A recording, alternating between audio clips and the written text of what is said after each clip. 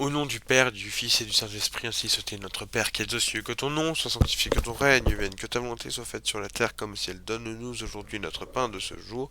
Pardonne-nous nos offenses, comme nous pardonnons aussi à ceux qui nous ont offensés. Ne nous laisse pas entrer en tentation, mais délivre-nous du mal, car c'est à toi qu'appartiennent le règne, la puissance et la gloire pour les siècles et des siècles. Bonjour à tous, c'est à nouveau Teutonique et aujourd'hui on va aborder l'œcuménicité du 8e concile œcuménique Constantinople IV 869-870 en Occident.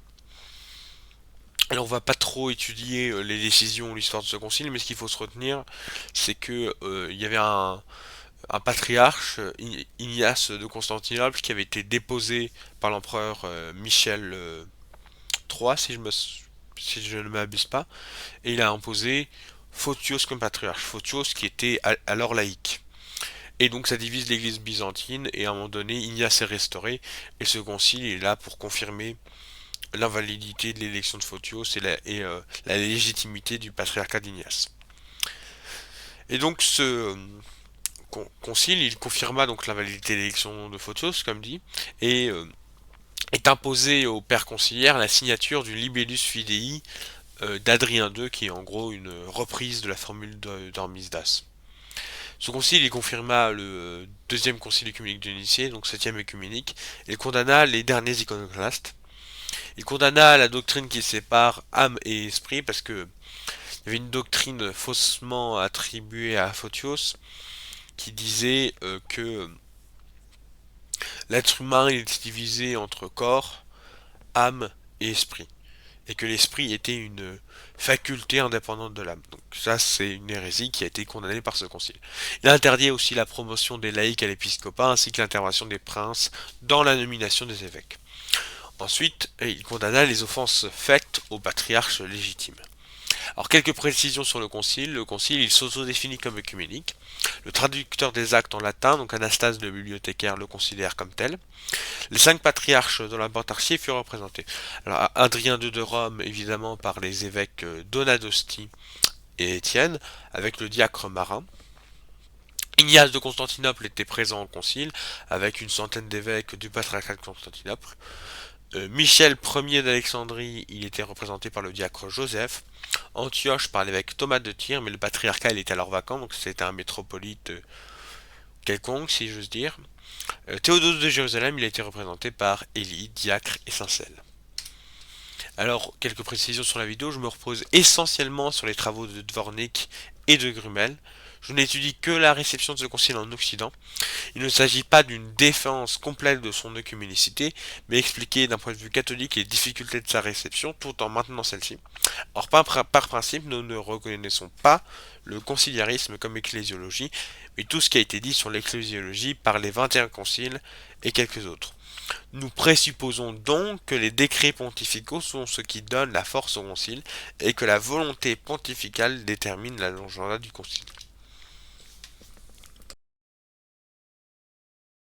Et ce concile de Constantinople IV, il a bel et bien été approuvé par Adrien II, en effet dans sa lettre aux empereurs de 871, le très saint pape Adrien II affirme ceci.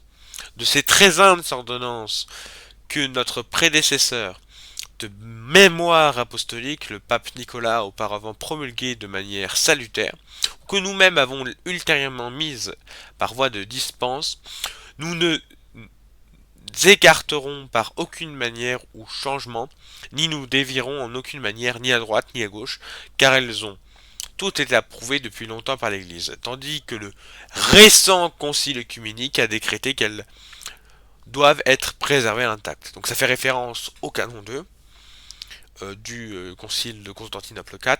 Donc on a déjà deux choses claires là, rien qu'avec la première partie de la lettre.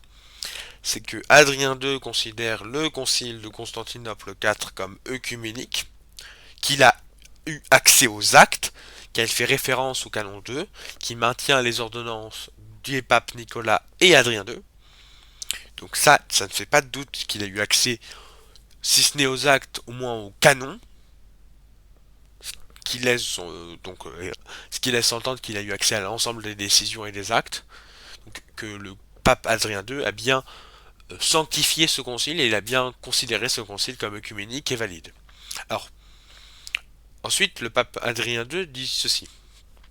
Ce n'est pas non plus dans notre habitude de détourner les dispositions des pères selon notre propre caprice, à l'instar de certaines personnes parmi vous qui dirigent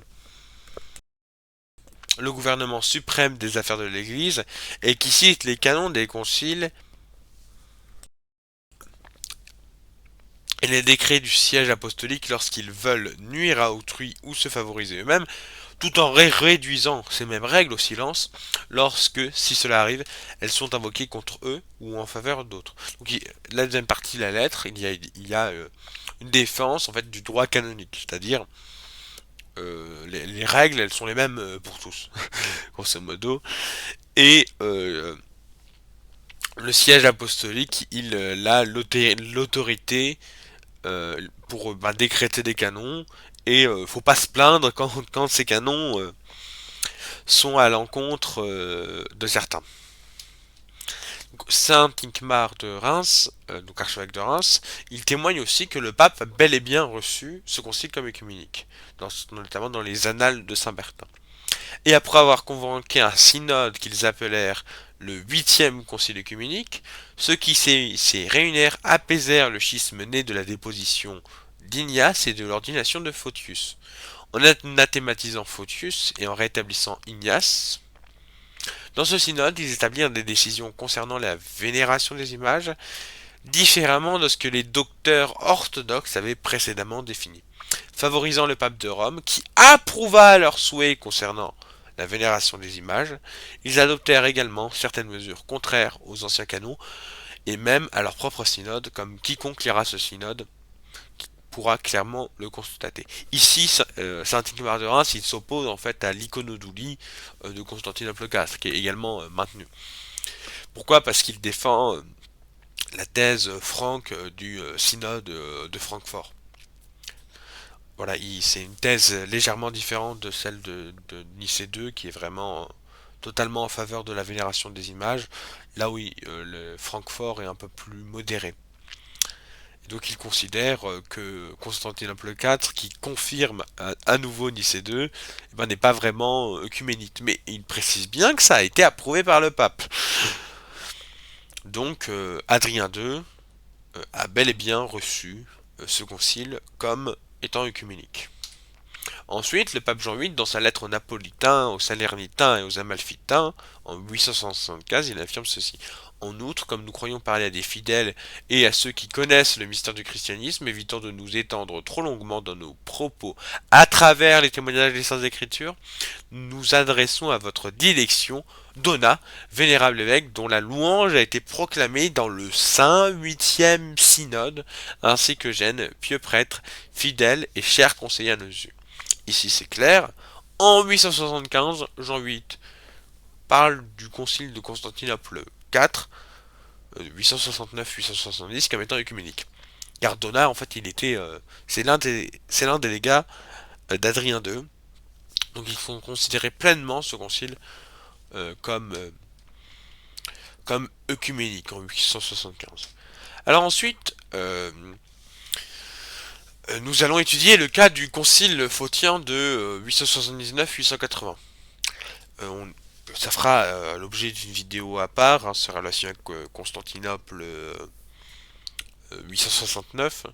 Mais ici, nous allons étudier que ce qui porte en gros sur l'annulation du concile de 869. Et lors de ce synode, de nombreuses lettres furent remaniées à l'avantage de Photios. Cela a été démontré par le frère Venance Grumel et d'autres à sa suite, qui ont réfuté notamment les thèses du cardinal Danielou, qui disait que absolument rien n'avait été falsifié par Photios. Voilà, parce que les thèses d'Hergenrother, de son éminence Hergenrother, étaient de plus en plus, et à raison, remises en question. Mais Venance Grumel, comme d'autres en son temps, reconnaissent, même Dvornik reconnaissent qu'il y a eu des modifications très importante aux lettres de Photios. Et donc nous lisons ici le passage de Venance Grumel sur la question. La plus élémentaire comparaison entre les deux textes, grec et latin, révèle, malgré la marche identique, de la composition des différences capitales qui vont jusqu'à l'opposition. Et nous allons voir ceci plus tard, mais nous allons d'abord étudier les textes grecs. Alors, dans les actes de la première session, Zacharie de Chalcédoine, qui était un photien de la première, il affirme ceci. Il, donc les Ignatiens qui refusent Photios, s'efforcent encore d'asservir l'Église romaine qui depuis de nombreuses années a joui de la liberté. Par quels moyens? Ils disent nous avons accepté les décisions du pape Nicolas et celles d'Adrien, mais nous n'acceptons pas les décisions du très saint et bienheureux pape Jean. Pourquoi? Parce que ceux-là ont obéi à notre volonté, mais celui-ci ne veut pas suivre ce que nous voulons. Au contraire, il nous ordonne d'observer ce qu'il veut lui-même. Qu'est-ce que cela signifie, sinon qu'ils n'obéissent pas aux décrets des pontifes romains, mais forcent ces hommes grands et admirables de suivre leur propre jugement, car ils acceptent les décrets des Romains qu'ils ont eux-mêmes fixés d'avance, et ils rejettent ceux qui sont contraires à leur volonté, malgré que vous leur donniez 1000 fois, malgré que ces décrets soient parfaitement conformes au canon, malgré qu'une inspiration supérieure s'y reflète, et s'ils veulent contre tout cela, dans leur orgueil, faire valoir leur propre volonté, est-il folie plus grande? Alors, pourquoi j'ai cité ce passage de Zacharie de Chalcédoine? Parce qu'il était très similaire au passage d'Adrien II, qui dit qui affirme faut pas voilà grosso modo qu'il faut pas se plaindre si les canons se retournent contre vous. Donc ici on a une illustration de ce qu'affirme Adrien II. Et donc ensuite dans la version grecque du Commonitorium, donc des instructions que donne canonné Jean VIII à ses dégâts, alors malheureusement la version grecque est la seule subsistante, donc on ne peut pas comparer le texte grec et le texte latin. Donc dans le grand 10 de ce communitorium, il est écrit: nous voulons qu'on promulgue devant tout le synode que le concile qui s'est tenu soit à Rome, soit à Constantinople contre le susdit patriarche Photios, au temps du très saint pape Adrien, soit, à partir de maintenant, annulé et sans valeur, et qu'on ne le mette pas au nombre des autres 5 conciles. Donc, ensuite, une version grecque de la lettre à Jean VIII, de Jean VIII à Basile ou Photios. Alors, malheureusement, dans mes notes, je me suis perdu un peu. J'ai pas su si c'était une lettre aux empereurs ou à Photios, mais c'est dans les lettres de Jean VIII, ça c'est absolument certain. Donc, qui est lu lors de la deuxième session, ça c'est aussi absolument certain. Nous annulons et abrogeons absolument le synode tenu à Constantinople contre Photios parce que, entre autres raisons, Adrien ne l'a jamais sanctionné. Ensuite, la déclaration des pairs sur l'illégitimité du concile de 869 lors de la troisième session. Les pairs de concile, ils avaient donc ceci. Nous avons déjà abrogé, rejeté et anathématisé par les effets ce prétendu concile, en nous réunifiant au très saint patriarche Photios.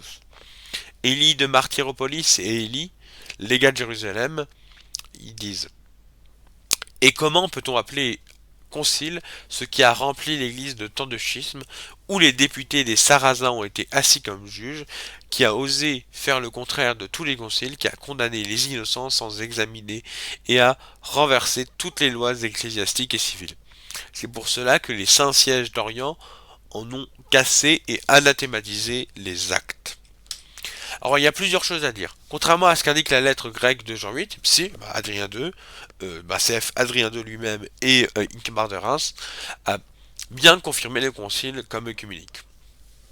Quand les pères de 879 affirment que le concile de 869 fut anathématisé par les effets, cela signifie que lors de la réconciliation entre Ignace et Photios, qui a eu lieu quelques années auparavant du concile, le concile de 869 perdait sa force de fait. Alors du concile de 869, seul semble subsister le canon 5, qui interdit la promotion des laïcs à l'épiscopat, et la confirmation du second patriarcat d'Ignace. Les accusations des deux Élis sur l'illégitimité des légats ne nous importent pas ici, ça fera l'objet d'une autre vidéo, comme dit, plus tôt. Mais il y a une interrogation légitime pour plus tard. D'autant plus que les lettres du patriarche Théodose furent lues au concile de 869, prouvant que l'autre Élie, donc il y a plusieurs Élis, hein, il y a un Élie légat en 869, deux Élie légats en 879. Donc le premier Élie, il était bien un représentant de celui-ci, parce que c'est bel et bien des lettres du patriarche Théodose. Donc il y a un certain flou sur la question. Mais c'est des interrogations pour plus tard, parce qu'ici on étudie surtout l'Occident. Donc le pape Jean VIII, il confirme les décisions du concile de 879. Mais attention, à cette fin, la paix et l'unité de l'Église, fidèle à la coutume apostolique et prenant pitié de l'Église de Constantinople, mais bien que nous soyons décidés à traiter avec vous par écrit ou par la parole avec une modération exceptionnelle, nous nous étonnons pourtant de ce qu'il y a que tant de choses que nous avons fixées étaient changées, transformées, et sans que nous sachions par la faute ou l'attention de qui dénaturer. Nous approuvons aussi ce qui a été charitablement décidé à Constantinople par le décret synodal de votre rétablissement, et si par hasard nos légats ont agi contre nos instructions apostoliques à ce même synode, nous n'approuvons pas leur action et ne lui attribuons aucune valeur. Jean VIII, dans sa lettre à Basile Ier, confirme également, avec presque les mêmes mots, ce qui vient d'être dit dans la lettre à Photios. Voici comment le frère François Dvornik analyse la formulation. Alors dans ces conditions, nous ne pouvons voir dans cette clausule qu'une formule de précaution par laquelle le pape voulait sauvegarder les droits de la primauté si après un examen plus détaillé de cette affaire, on constatait que les légats avaient outrepassé leur pouvoir et avaient désobéi aux instructions reçues dans une mesure incompatible avec les droits de la papauté. On pouvait toujours déclarer en rejeter la responsabilité sur eux et déclarer une telle concession nulle et non avenue. Je suis pas forcément tout à fait d'accord avec Dvornik parce que Jean VIII il mentionne qu'il y a eu des modifications dans les instructions et ensuite il dit j'annule ces modifications. Donc je suis pas d'accord avec l'analyse enfin pas tout à fait d'accord parce qu'il y a quand même quelques points d'accord, mais avec l'analyse de Dvornik qui dit oui c'est une formule de précaution. Non, parce que dans sa lettre à Photios, Jean VIII il parle très clairement qu'il y a eu des modifications dans ses lettres. Et ensuite qu'il n'approuve pas toute modification des actions euh, de la part de ses légats. Donc, et ces lettres, c'était essentiellement des instructions, donc ça, notamment de son commonitorium. Donc ensuite, on peut se demander la question, mais quelles furent les vraies intentions de Jean VIII? Et bien ça tombe bien parce qu'on a une recension latine des lettres, qui diffère, comme le frère Crumel l'a dit plus haut, et parfois même s'oppose. Donc, car même les légats du siège apostolique qui furent envoyés à Constantinople par notre prédécesseur, l'éminent pontife Adrien, donnèrent un consentement bien pesé au synode qui se tient là, pour autant que leur pontife consentirait. Et il n'avait aucun désir de rester séparé du centre apostolique, puisque le siège de Pierre, porte-clé du royaume des cieux, a le pouvoir, après examen, de délier les prélats de tout lien. C'est un fait avéré que bien des patriarches, Athanase et Cyril d'Alexandrie, Flavien et Jean de Constantinople, et Polychrone de Jérusalem, qui avaient été condamnés par des conciles, furent promptement acquittés et réinstallés par le siège apostolique. Donc ça, c'est des évêques qui ont été condamnés plusieurs fois par des conciles. Donc Athanase, premièrement par un concile à Tyr, Cyril par le conciliabule d'Éphèse mené par Jean d'Antioche, Flavien par le conciliabule d'Éphèse mené par Dioscore d'Alexandrie, Jean Chrysostome par par Saint Théophile d'Alexandrie, au fameux concile de Chêne, et Polychrone de Jérusalem, c'est un document, enfin c'est un évêque qui aurait été réinstitué par le pape Sixte III, je crois, mais c'est le récit est issu des Fossi maquiens, donc c'est plus que douteux. Ensuite, donc dans cette même lettre, il dit: sachant que le patriarche Ignace a quitté cette vie et après considération de toutes les circonstances mentionnées dans votre lettre, nous décrétons que Photios peut être pardonné pour tout qu'il a fait dans le passé, pour tout ce qu'il a fait dans le passé, pardon, bien qu'il ait usurpé des fonctions qui lui étaient interdites dans la sanction de notre sans la sanction de notre siège. Nous décrétons ceci sans préjudicer des statuts apostoliques ou des règles des saints pères, ou plutôt nous agissons par l'autorité de ces règles et leur application nombreuse. Dans sa lettre aux Ignatiens, qui avait été envoyée au concile de 879, mais qui ne fut pas lue, ni renvoyée aux Ignatiens, mais ça ne change pas que c'est dans les intentions de Jean VIII, que nul d'entre vous, en revenant sur ses pas, ne cherche des excuses dans les écrits à ce sujet, puisque tous les liens sont relâchés par le pouvoir divin que l'Église du Christ a reçu, quand ce qui est lié doit être délié par notre autorité pastorale, car comme le saint pape Gélase l'a dit, il n'y a pas de lien qui ne puisse être délié, excepté dans le cas de ceux qui persistent dans leur erreur. Alors donc, ensuite dans sa lettre à Photios là c'est pas de 880 mais celle de 879, il est écrit: l'interdiction de promouvoir des laïcs à l'épiscopat, donc c'est le canon 5, qui a été convenablement promulgué par un synode vénérable à Constantinople du temps de notre prédécesseur Adrien le Jeune, donc Adrien II. Alors on peut voir qu'il y a une véritable dichotomie entre la volonté de Jean VIII et ce qui a été déclaré en 879. Alors Photios il sera reconnu s'il s'excuse, étant absous par le pouvoir des clés. Parce que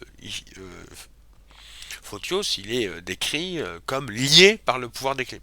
Et là, Jean VIII le décrit, on le délie. Ensuite, les décisions de Nicolas Ier et d'Adrien II furent valides dans leur temps. Mais même Jean VIII, il dit que le concile de 869, 870, il était vénérable. Ça ressemble pas à quelque chose que tu veux annuler. Quand tu dis je considère que le concile de 869 est un faux concile, comme le laisse sous-entendre le concile de 879, tu dis pas qu'il est vénérable. Pourtant, dans la recension latine des lettres, il est déclaré vénérable. Ensuite, le maintien du canon 5, il est voulu par Jean. Et ça, c'est une des rares requêtes qui est pleinement acceptée par 879. Et ce que proclame le concile de 879, eh bien, c'est que Photios est innocent. Et conséquemment, que Nicolas Ier et Adrien II ont été trompés, donc notamment par le moine Théognoste. Leurs décisions sont invalides au nom de la justice, parce que Photios est innocent, mais leurs noms sont lavés de ses erreurs, parce que c'est Théognoste le coupable. Alors, ça c'est complètement différent de la version de Jean VIII qui dit que Photios était un usurpateur. Et donc, le canon 5 il est maintenu, mais il est faussement attribué à Nicée II. Donc je conseille également l'article de Daniel Stiernon autour de Constantinople IV, et notamment le passage sur le pape Jean VIII. Et donc sur Jean VIII, qu'est-ce qu'on peut retenir? L'absolution possible est déjà mentionnée par Adrien II dans sa lettre aux empereurs. On retrouve la même logique dans le discours de Zacharie de Chalcédoine sur l'obéissance des décrets des papes. Ici, Jean VIII, il manifeste son plein accord avec Adrien II. Même si la volonté de Jean VIII n'est pas pleinement accomplie, eh bien l'essentiel de 879 est reconnu. Voilà, tout ce qui ne s'oppose pas à la volonté de Jean VIII est reconnu. Sauf les falsifications de ses lettres et l'absence de demande de pardon par Photios. Mais même si il n'y a pas cette demande de pardon qui est accomplie, eh bien Jean VIII se résigne et reconnaît Photios comme patriarche. Alors donc tout ce qui s'oppose aux instructions de Jean VIII, c'est invalide. Et à partir d'ici, on peut conclure que l'annulation de 869 par 879, si elle est opposée à la volonté de Jean VIII, eh ben, elle nous apporte pas. Quelques précisions maintenant. Enfin, je vais citer des lettres issues du corpus antiphotien, dont la plupart ont été remaniées en partie. Cela a été démontré notamment par les frères Dvornik et Grumel. Nous mettons entre parenthèses les passages inauthentiques. Enfin, en tout cas, il y a certaines divergences entre quels passages sont inauthentiques, mais l'essentiel des passages inauthentiques, c'est des insultes envers Photios. Alors pour rappel, suite à la mort de Jean VIII, c'est le pape Marin Ier qui est élu, donc qui était l'un des légats à Constantinople IV, 869, et donc il y a un petit conflit entre Rome et Constantinople parce que Rome ne notifie pas la notification de son élection. Ça peut s'expliquer parce que c'est un pontificat assez court, mais il a quand même, c'est quand même plus des raisons personnelles. Donc, je vais lire ce que j'ai écrit. Donc, le pape Marin Ier fut l'un des légats du pape Adrien II au concile de 869, où il fut intransigeant vis-à-vis des instructions pontificales, refusant tout compromis qui ne fut pas ordonné par Adrien II. Voilà, il y a l'exemple de l'affaire du vol des libelles qui étaient imposés au prélat du concile, et Marin il fut emprisonné, et ça a manifesté une certaine tension entre les légats du pape et l'épiscopat de Constantinople. Après la réintégration de Photios en 819, alors devenu évêque de Sistra, Marin se refuse à communiquer avec lui lorsqu'il devient pape en 882. Il ne notifie pas son élection à Photios. Donc il y a deux raisons qui mènent à une sorte de conflit, c'est le transfert de siège et l'absence de notification, qui conduit donc l'empereur Basile à contester la légitimité du pape Marin Ier. Alors, Marin Ier meurt assez rapidement, son fait majeur ayant été la réintégration de Formose de Porto. Son successeur, le pape Saint Adrien III, prend sa défense, malgré le fait qu'il ait de bonnes relations avec Photios. Et donc le pape Étienne V, à la suite d'Adrien III, prend la défense de Marin Ier. En quoi a-t-elle péché cette église de Rome contre laquelle de mauvaises gens t'ont poussé à lever et tourner ta langue? N'a-t-elle pas, sous ton règne, envoyé des légats à Constantinople suivant le vieil usage synodal? Donc là il fait référence à Constantinople 869. N'a-t-elle pas eu grand soin du même synode? Demandes-tu à qui l'église romaine a envoyé ses légats? Certainement à Photios. Ça fait référence à Constantinople 879. Le laïc. Car si tu as un patriarche, notre Église lui rendrait visite plus souvent. Mais quel malheur que cette cité, si célèbre et protégée par Dieu, n'ait pas de pasteur et soit uniquement illustre par la présence de ta majesté impériale. Si l'amour de toi ne nous retenait pas et ne nous aidait pas à supporter l'offense à notre Église, nous serions certainement forcés de prononcer contre Photios le transgresseur qui a vomi contre nous des paroles si calomnieuses, des peines encore plus graves que n'en ont porté nos prédécesseurs. Tout ce que nous disons là n'est pas pour t'offenser, car nous te proclamons dans le monde entier aimé de Dieu, mais seulement pour notre propre défense et pour la plus grande honte de Photios, parce qu'il sentait et pensait, donc Marin Ier, comme notre prédécesseur et docteur le très saint pape Nicolas, dont il voulait exécuter à la lettre les décisions. Le divin Marin tomba auprès de vous dans le plus grand mépris, parce qu'il refusa, comme on l'a dit, d'admettre ceux qui pensaient autrement, de déclarer nul et non avenu ce qui avait été fait dans un synode en présence de votre majesté. Marin fut emprisonné pendant 30 jours. Donc ça fait référence à l'affaire des Libénis. Ensuite, dans une autre lettre à l'Ignatien Stien de Néo-Césarée, le pape Étienne V, il affirme ceci. Il n'est pas étonnant que vous ayez banni de l'église Photios, ce personnage très exécrable, qui avait tourné en dérision la croix vivifiante de notre Seigneur. Ensuite, suit un passage qui est fortement altéré, dans lequel le pape il affirme la validité des ordinations de Photios, tout en étant très sévère vis-à-vis de cette personne. Surtout pour l'affaire avec le marin premier. En ce qui concerne Photios, vous avez écrit de cette façon. Mais nous, ayant pris connaissance de la lettre de l'empereur, nous trouvons qu'elle diffère grandement de la vôtre. Car il y était écrit que Photios, ayant embrassé la vie monacale, avait donné sa démission du trône patriarcal et préféré l'humilité à l'orgueil, comme en témoignait sa vie privée. C'est pourquoi nous sommes tombés dans la certitude, il y a eu en effet une grande différence entre une abdication volontaire et une expulsion. Nous ne pouvons donc proférer aucune sentence sans avoir procédé à un profond examen et nous avons en conséquence récemment ajourné le jugement. Il est nécessaire d'envoyer des deux cités des très vénérables évêques, donc j'ai pensé que c'était Photios et Étienne, mais le sens pour moi il est ambigu, ça pouvait faire référence à Photios Estilien de Césarée, enfin de Néo-Césarée. Mais je pense que c'est Photios et Étienne, mais ça serait, c'est pas certain. Pour que nous puissions, donc Étienne c'est le successeur de Photios à Constantinople. Donc pour que nous puissions, après avoir examiné ce qui est ambigu et découvert partout la vérité, dire ce que Dieu nous inspire. Alors donc que conclure de cette lettre? Eh bien, donc cette lettre à Stilien de Césarée.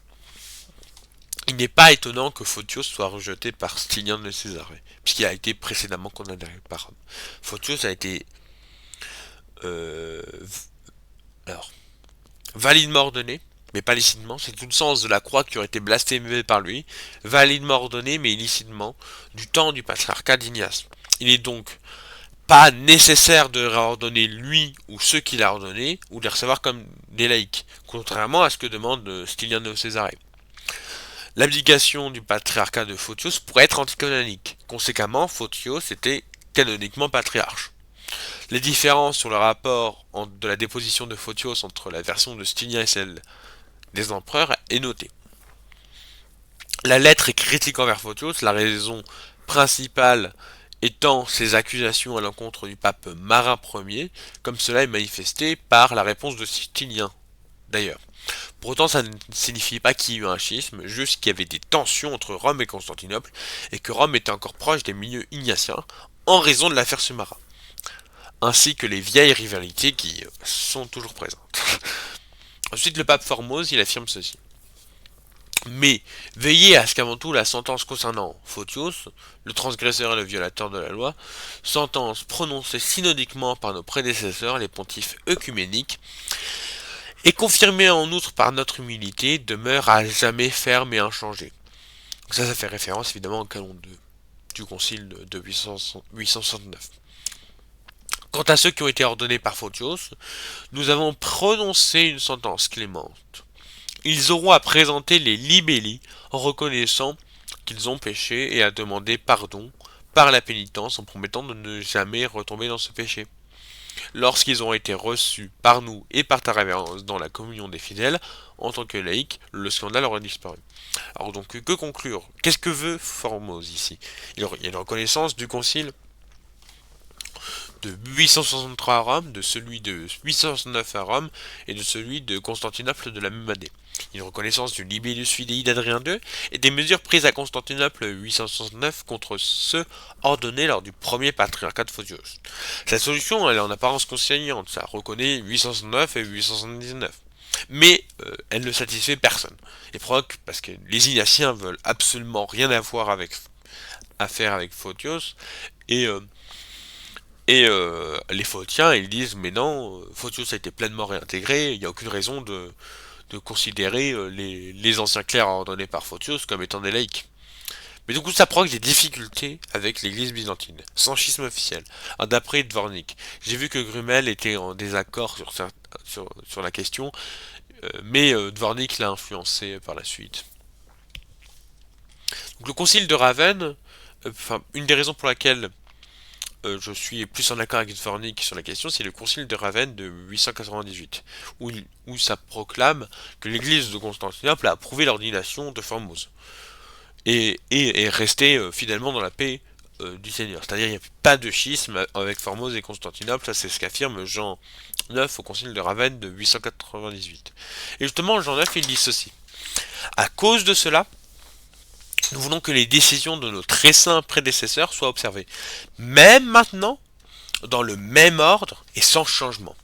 Nous reconnaissons aussi et nous acceptons donc et reconnaissons. Non, nous aussi nous reconnaissons donc non, excusez-moi. Nous aussi nous acceptons donc et reconnaissons Ignace, Photios et Antoine dans le même rang où les ont reçus les très saints papes Nicolas, Jean et le sixième Étienne et toute l'église romaine jusqu'à maintenant. Alors, pour information, quand ça dit le sixième Étienne, ça ne veut pas dire Étienne 6, ça veut dire le sixième pape après Nicolas, donc Étienne 5. Et donc, si on suit Jean 9, eh bien ça donne ça comme tableau. C'est-à-dire, Nicolas Ier, il a reconnu qu'Ignace toute sa vie. Adrien II, il n'a reconnu qu'Ignace toute sa vie. Jean VIII, ça a été Ignace puis Photios. Marat Ier, même s'il n'y a pas de lettre synodale, la lettre de Jean IX sous-entend que c'est Photios. Adrien III a reconnu Photios. Étienne V a reconnu Photios, puis Étienne. Donc Jean IX, il envoie cette lettre à Astilien Néo-Césarée. Il dit c'est comme ça qu'à Rome on reconnaît la succession patriarcale de Constantinople. Et devinez quoi? Stilien de Césarée cesse son schisme avec l'église de Constantinople et rejoint l'église catholique, il rejoint l'église catholique, le patriarcat de Constantinople. Parce que oui, les Ignatiens qui refusaient la légitimité de Photios, ils étaient en rupture avec Rome, même s'il y avait une certaine proximité après l'affaire de Marat Ier notamment.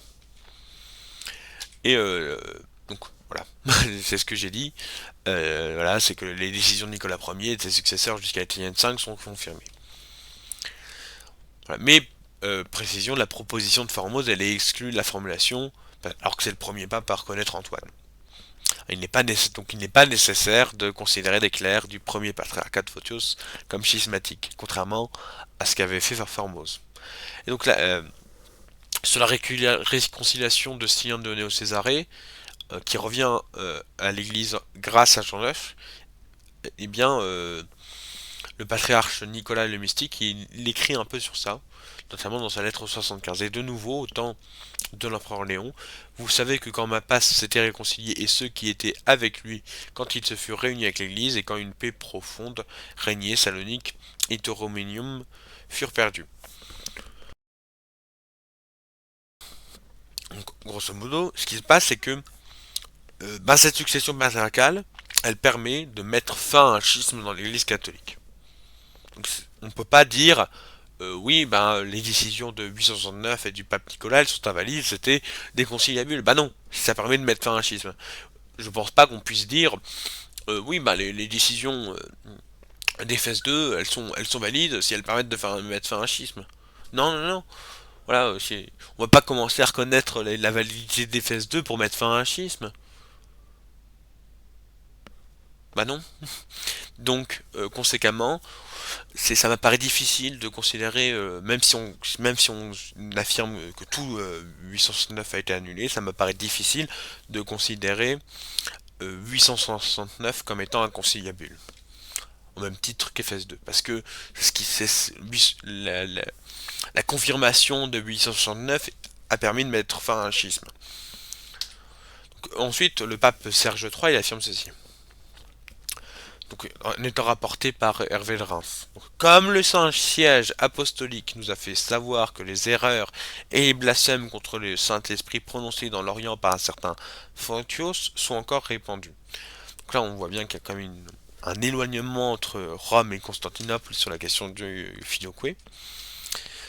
Mais suite au pape Serge III, eh bien, Photios est rarement mentionné, jamais même. Pourquoi? Parce que la papauté est en crise, elle subit notamment l'influence de la noblesse romaine, notamment celle des comtes de Tusculum, c'est lors de la période dite de la pornocratie, règne des prostituées, puis plus tard celle des empereurs du Saint-Empire ainsi que celle de la famille des Crescenti. Alors l'affaire phottienne n'intéresse que peu Rome, le sujet étant surtout canonique, la crise en Orient étant réglée par les conciles de 809 et de 879 sont oubliés.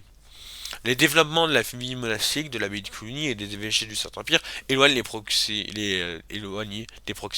des préoccupations d'une querelle lointaine.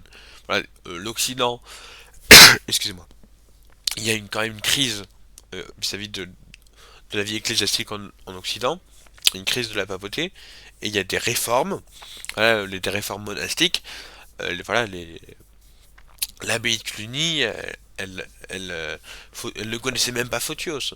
Donc voilà, c'est l'un des premiers à bien connaître Photios, c'est au XIIe siècle. Hein, qu'en Occident, on commence à vraiment bien connaître Photios. Donc le pape Marin II, lui, il cite que 7 conciles œcuméniques. Voilà. Il ne cite ni le concile de 869, ni le concile de 879 comme œcuménique. Il n'en considère que 7. Saint Léon IX, dans sa profession de foi au patriarche Pierre III d'Antioche, il fait de même. Pourtant, dans sa lettre au patriarche Michel Cérulaire, il réaffirme la validité des décisions du pape Nicolas à l'encontre de Photios. Donc il y a un accord entre Léon IX et Jean IX sur la question. Voilà, et Constantinople IV n'est jamais mentionné comme œcuménique par Jean IX, mais on maintient la validité des décisions de pape Nicolas dans l'ordre. Ensuite, Saint Arial de Carimat, il ne considère lui aussi que cette concile œcuménique.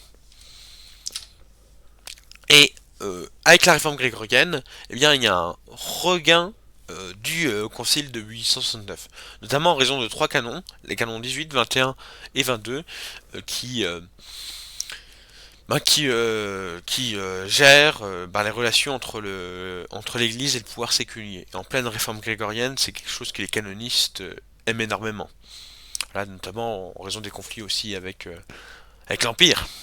Donc ces canons, le concile de Constantinople 869, il est notamment utilisé par saint Anselme de Luc, Bonizo de Soutry, le cardinal Deusdedit, saint Yves de Chartres et Gratien.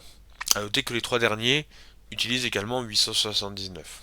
Alors, l'ensemble des canonistes de la réforme grégorienne utilisent le concile de 869 pour lutter contre l'ingérence des laïcs et montrer la supériorité romaine. Pour autant, cela ne signifie pas forcément qu'ils sont partisans de son œcuménicité. Alors, Saint Grégoire VII, il affirme ceci. Mais s'il s'aventure de faire ainsi, le laïc qui nomme un évêque, laissez-le comprendre qu'il est lié par la même sentence de sanction que le bienheureux pape Adrien au 8e concile a transmis à ce genre d'offense et corrupteur de l'autorité sacrée. Donc ici, il y a une référence au canon 22. Saint Yves de Chartres, qui rapporte la profession de foi des pontifes romains, il considère, enfin non, la profession de foi, elle considère 8 conciles. Donc un huitième a tenu à Constantinople. Et Gratien, il reprend cette profession de foi et il considère le concile de 869 comme œcuménique. Donc le décret Gratien, c'est vraiment le grand ouvrage de droit canonique du XIIe siècle. Et donc sa diffusion massive assure l'œcuménicité de Constantinople 869. Léon le Toscan, donc au fin XIIe siècle, un des survivants du massacre des Latins, il affirme ceci, qu'il y a un huitième concile, mais qui était purement disciplinaire. Parce qu'il a déposé Photios, qui avait usurpé la dignité patriarcale. Le concile de Constance, il considère 8 conciles œcuméniques, le 8e à Constantinople. Donc on peut affirmer avec certitude qu'à partir de la fin du XIe siècle, le 8e concile œcuménique, c'est celui de Constantinople de 869 pour les latins. Et donc, rappel, son œcuménicité, elle est reconnue par Adrien II et Jean VIII. Seule la confirmation de Constantinople 879 pourrait être une atteinte à celle-ci. Mais, de par les intentions manifestes de Jean VIII, l'annulation de 869 du point de vue occidental, du moins, tout ce qui a été fait contre ces instructions est sans valeur. Et la validité des décisions de Nicolas Ier et d'Étienne V, elle est maintenue. Non, pardon. Et d'Adrien II, elle est maintenue par Étienne V, Formose, Jean IX, Serge III, Saint Léon IX. Son œcuménicité, elle est à nouveau reconnue à partir de la réforme grégorienne, notamment par Saint Grégoire VII et divers canonistes. Qu'est-ce qu'on peut conclure de ça? Après avoir été reconnu par Adrien II et Jean VIII, l'œcuménicité de Constantinople 869 est oubliée. Dans un premier temps, pour éviter de raviver les tensions avec l'Orient, tout en maintenant les décisions de Saint Nicolas Ier et d'Adrien II. C'est ce que fait Jean IX. Dans un second temps, la crise de la papauté empêche une véritable connaissance de l'affaire phottienne. Après Serge III, le Photios ne semble même pas être mentionné par le Saint-Siège. Même sous Léon IX, les décisions contre Photios prises par le pape Nicolas sont considérées comme valides, montrant ainsi l'accord avec ses prédécesseurs sur la question. Avec le tournant de la réforme grégorienne, l'œcuménicité de Constantinople 869 est mise en avant, par Saint Grégoire VII, par Gratien et d'autres, notamment en raison de son canon 22 dans le cadre de la querelle des investitures. Dès lors, le concile est pleinement reconnu comme œcuménique en Occident sans interruption. Excusez-moi. Donc, qu'en pensez? Les difficultés euh, de la réception de Constantinople IV ne sont pas une atteinte à son œcuménicité. Constantinople II, Constantinople III et surtout Nicée II ont eu le même problème. Le fait qu'il soit reconnu comme tel par Adrien II et Jean VIII suffit à prouver sa légitimité. L'oubli qui en est fait après cela n'importe pas plus le fait que la profession de foi pontificale ne contenait que 6 conciles, même après Adrien Ier. La validité de ce concile est continuellement maintenue par les papes. Seul Constantinople 879 la remet en cause.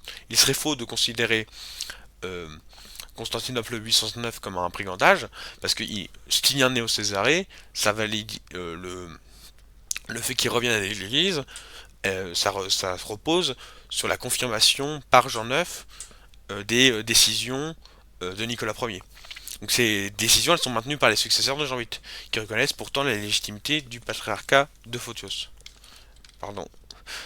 C'est la conclusion, elle va être un peu abrupte parce que j'ai pas forcément trop le temps, mais cette vidéo, elle a été un peu précipitée. Donc j'espère que cette vidéo vous aura plu. Si vous avez des questions, n'hésitez pas. Je suis désolé de la conclusion un peu abrupte parce que je dois faire quelque chose. Donc, à la prochaine. Pardon.